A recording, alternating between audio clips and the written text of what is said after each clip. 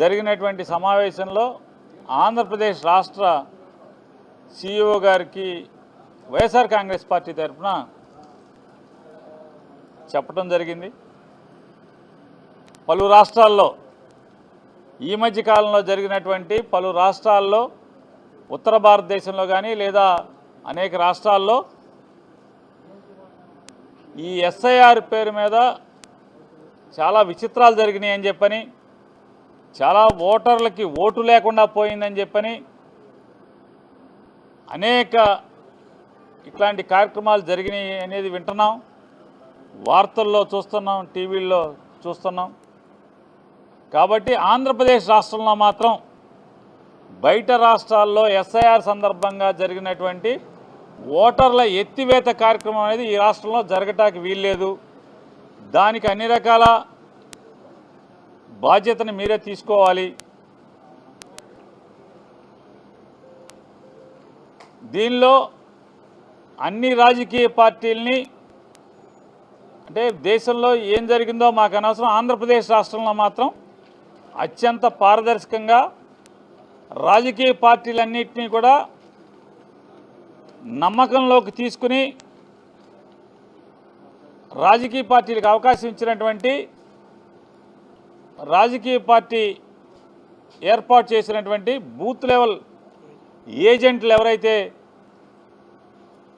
ఇప్పటికే పార్టీలు సబ్మిట్ చేసి ఉన్నామో వాళ్ళని ఆథరైజ్ చేసి బిఎల్ఓలు ఇంటింటికి ఓటర్లని ఎన్యూమరేట్ చేయడానికి వెళ్ళినప్పుడు ఖచ్చితంగా బిఎల్ఏలను కూడా, రాజకీయ పార్టీ ప్రతినిధులను కూడా కంపల్సరీ ఎంపడబెట్టుకుని వెళ్ళాలని చెప్పని,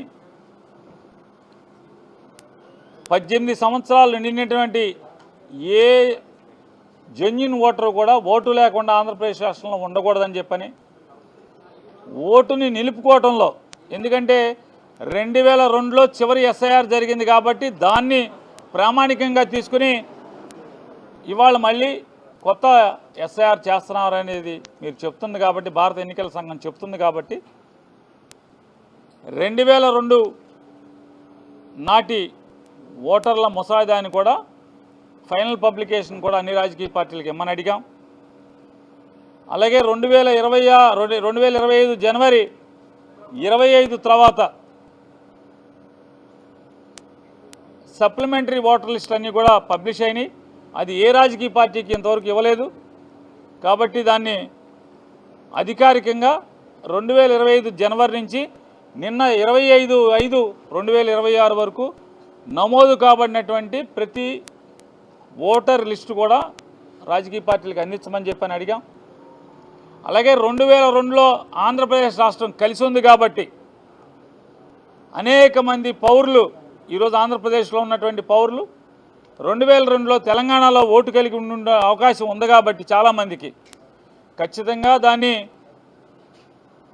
బిఎల్ఓకి, బూత్ లెవెల్ ఆఫీసర్కి ఎవరైతే ఇంటింటికి 3 సార్లు వెళ్ళి ఎన్యూమరేట్ చేయడానికి వెళ్తున్నారో వారికి ఇచ్చినటువంటి ఫోన్లో యాప్లో 2002 ఓటర్ లిస్టులో తెలంగాణ ఓట్లు కానీ భారతదేశంలో ఎక్కడ ఓటు ఉన్నా కూడా చూసుకునేటువంటి, అంటే ఓటర్లకు చూపించేటువంటి వెసులుబాటు దాంట్లో ఉండాలి, యాప్లో ఉండాల్సిందే ఖచ్చితంగా అని చెప్పని ప్రధాన ఎన్నికల అధికారి ఆంధ్రప్రదేశ్ వారిని మేము గట్టిగా కోరటం జరిగింది.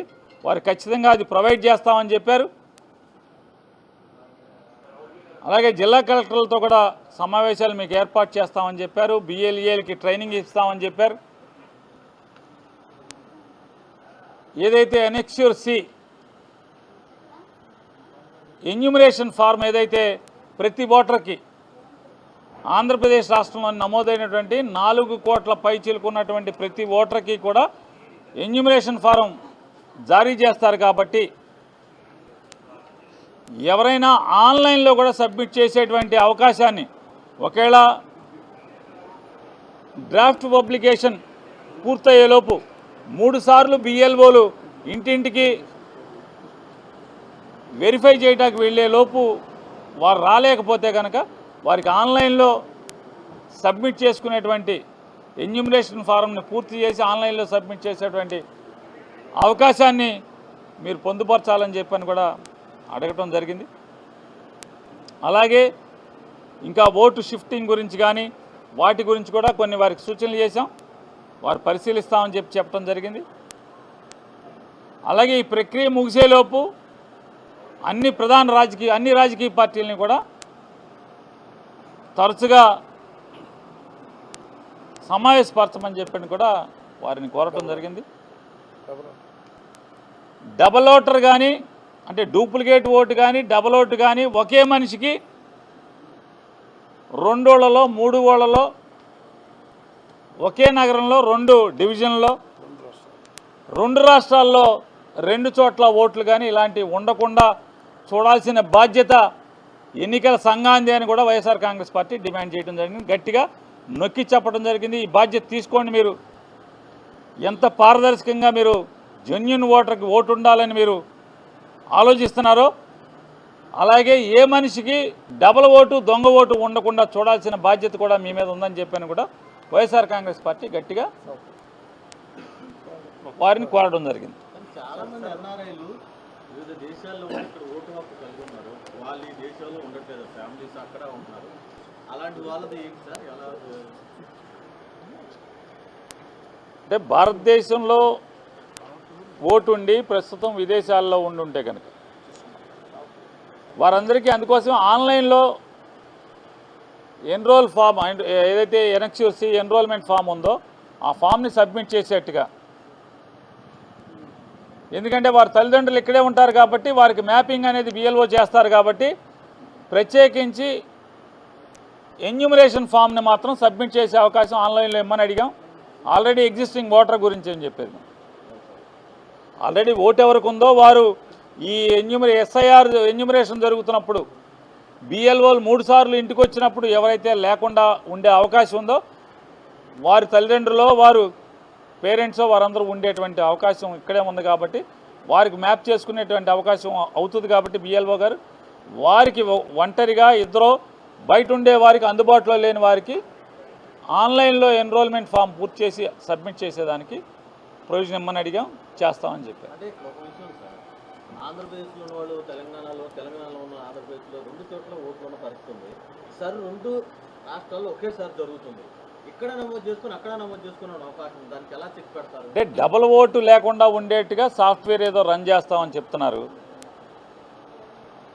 ఒక మనిషికి భారతదేశంలో ఒక ఓటు ఉండేట్టుగా చూస్తామని చెప్తున్నారు. భారతదేశం మొత్తం మీద ఏ వ్యక్తికైనా వాళ్ళు ఎక్కడ కావాలంటే అక్కడ ఒక చోట ఓటు ఉండేట్టు మాత్రమే భారత ఎన్నికల సంఘం చర్యలు తీసుకుంటుంది. అది మేము జాగ్రత్తలు తీసుకుంటామని చెప్పారు. సర్ని చాలా రాష్ట్రాలు వ్యతిరేకించే మొన్న జరిగినటువంటి వెస్ట్ బెంగాల్ ఎన్నికల్లో కూడా నమ్మకం చాలా ఆరోపణలు చేశారు. సర్ వల్లే ఓడిపోయామనే కామెంట్ కూడా చేశారు. మీకు అలాంటి అనుమానాలు ఏమైనా ఉన్నాయి సార్? ఇప్పటికే అంటే మీరు ఆలస్యంగా వచ్చినట్టున్నారు. మేము ఆల్రెడీ మీకు ప్రజలకు చెప్పేప్పుడే ఎన్నికల సమావేశం రాగానే అదే చెప్పాం. భారతదేశంలో అనేక రాష్ట్రాల్లో రచ్చరచ్చగా ఉంది, అల్లరిగా ఉంది. దీని మీద అనేక సందేహాలు ఉన్నాయి. అలాంటిది ఏదీ కలగకుండా రాజకీయ పార్టీలని మీరు కన్సర్న్లోకి తీసుకుని కాన్ఫిడెన్స్లోకి తీసుకుని మా సమక్షంలో మాకే ఇబ్బందులు అంటే మాకే అనుమానాలు లేకుండా అత్యంత పారదర్శకంగా దీన్ని చేయమని అడిగాం, చేస్తామని చెప్పారు. ఇది ఫస్ట్ మీటింగు. ఇది అయ్యేంత వరకు కూడా తరచుగా పిలవండి. తద్వారా మీకు మంచి పేరు వస్తుంది, ఆంధ్రప్రదేశ్ రాష్ట్ర ఎన్నికల సంఘానికి కూడా మంచి పేరు వస్తుందని చెప్పాం.